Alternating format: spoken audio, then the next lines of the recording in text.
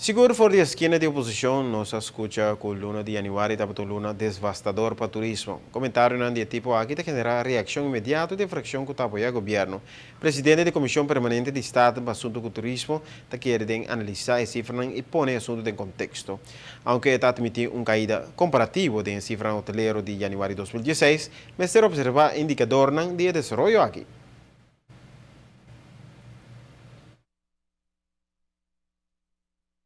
Aruba durante anno por conta com average de grado de ocupação de mais ou menos 80% de câmaras de hotel durante o ano.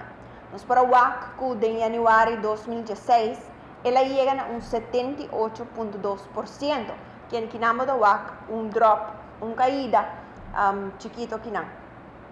Tem dois fatores, como você vê, que é importante atrás em desvantagem para januário de 2016. Uma de nós, que nos para o WAC, tem menos grupo a reservar para quedar em hotel grande e reconhecido na Aruba. Motivo que por pensar para essa aqui, lo porta que tem período de transição de brand name para outro. Outro fator é o período de winter, a começar a maneira de bisa soft, caminho com o mercado principal a experienciar uma temporada que não está muito frio. Essa aqui para Aruba, naturalmente para Caribe, está uma desvantagem. A comportação do mercado de merca e também de nosso mercado de grande relevância, esta Venezuela também na remarca de observação aqui. Para o que a merca temporada a começar com algum reto para o que está conduzir como average daily rate de câmara de hotel. Se nós estamos ADR, average daily rate de $305 na januário de 2015, ela barra para 299,55 para 2016 na mesma luna.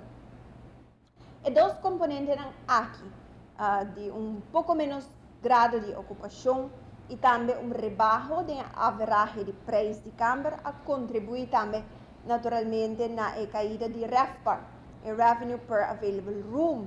Isso aqui é sumamente importante como indicador, mas naturalmente está junto com outro indicador. Ela conhece drop de 9,9% comparado com a mesma luna de januário ano passado.